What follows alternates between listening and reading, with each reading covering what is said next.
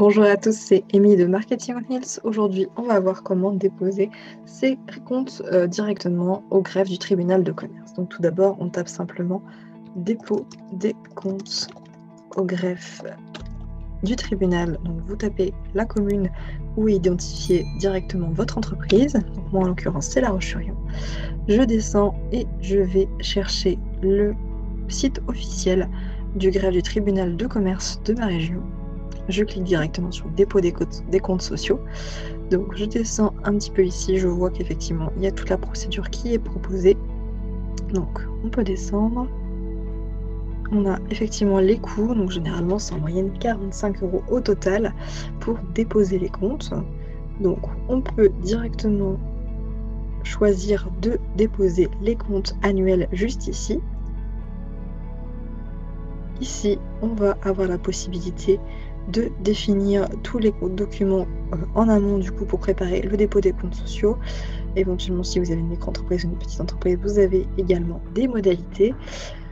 Vous avez également ici d'autres informations avec un petit tutoriel de A à Z. Moi, je vous propose de cliquer directement sur « Je dépose ici mes comptes annuels » et on arrive sur « Infogreffe » qui va directement nous proposer avec un compte, un identifiant et un mot de passe, créer un compte si vous n'en avez pas, de pouvoir déposer les comptes de l'entreprise.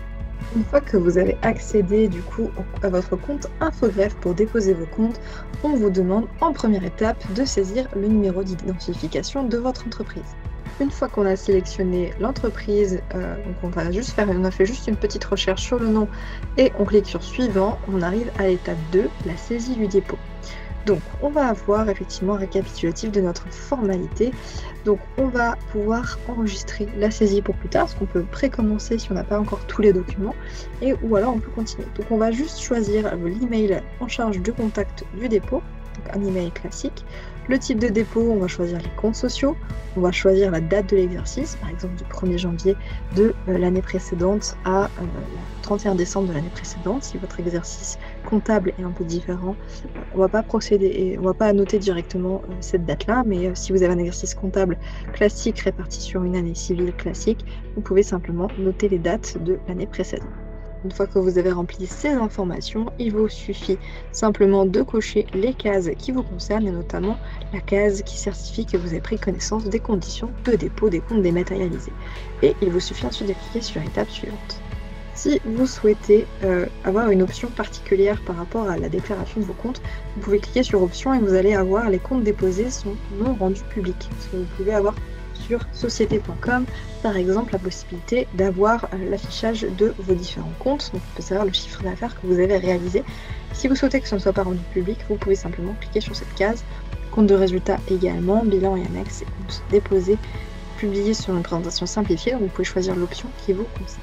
Sur l'étape 3 de dépôt des comptes sociaux, vous devez ajouter les fameux documents qui sont envoyés notamment par votre expert comptable, par vous-même si vous réalisez votre comptabilité vous-même. Donc on va télécharger ici le bilan et le compte de résultat en un seul document. Si vous avez besoin de les fusionner, vous pouvez aller sur des sites comme smallpdf.com ou ilovepdf.com. Vous avez pas mal de sites qui vous proposent de fusionner les PDF ou peut-être un logiciel adapté. Également, vous avez le procès-verbal d'assemblée qui doit être voté par les différents associés, qui va être effectivement ajouté à cet endroit. Ensuite, vous avez une attestation de conformité des documents comptables.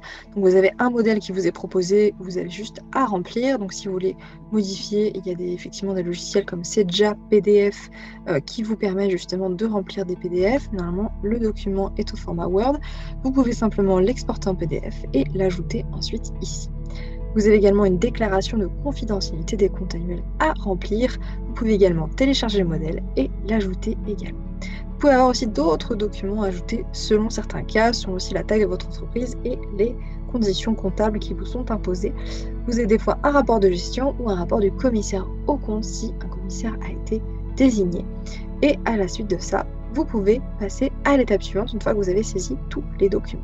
Pour ce qui est de l'attestation de conformité des documents comptables, vous devez cocher cette case ou cette case et vous devez ensuite simplement remplir votre nom, prénom, adresse ou dénomination, adresse du siège et également le numéro sirène avec une petite signature à la fin.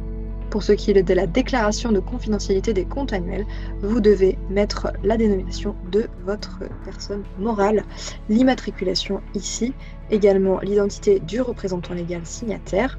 Vous devez définir que vous déclarez les comptes annuels à l'exercice à la date de clôture et en dessous, vous devez simplement noter la date, le lieu et faire tout simplement une signature. C'est le seul document qu'il y a à remplir en supplément de votre procès-verbal et de votre document ou de vos documents comptables, donc votre bilan annuel.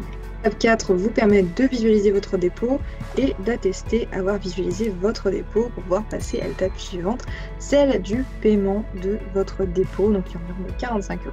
Et ensuite, on va avoir un récapitulatif global pour finaliser votre transaction.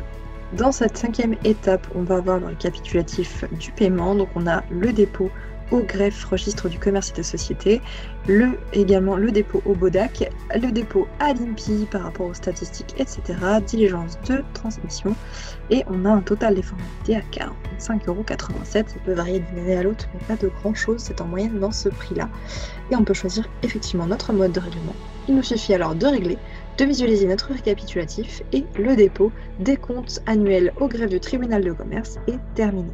J'espère que ce tutoriel a pu vous aider à déposer vos comptes en ligne. N'hésitez pas à vous abonner et à laisser un like si ça vous intéresse d'en savoir plus du coup sur les prochaines vidéos. Je ferai d'autres tutoriels un petit peu dans ce genre pour vous aider justement dans la gestion de votre entreprise et également dans certaines de vos stratégies marketing si ça vous intéresse d'aller plus loin dans le développement de votre activité. C'était Amy de Marketing Office. Je vous souhaite une excellente journée et à très bientôt.